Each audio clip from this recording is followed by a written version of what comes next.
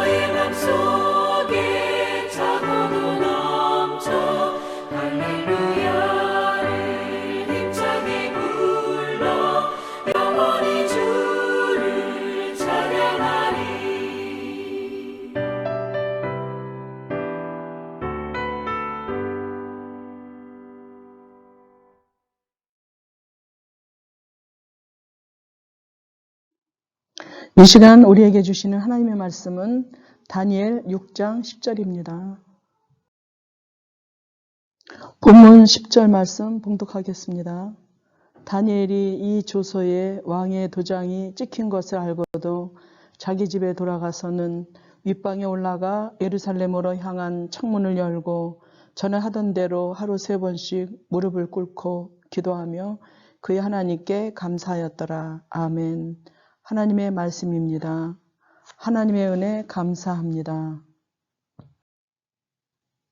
죽어도 감사, 살아도 감사.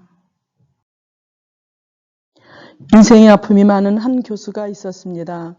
유능했던 그는 학교에서 인정받으며 만족스러운 삶을 살고 있었습니다. 그런데 어느 날 엉뚱한 문제로 오해를 받으면서 학교를 떠나게 되었습니다. 너무나 억울했던 그는 잠도 못 자고 밥도 제대로 못 먹으며 지냈습니다.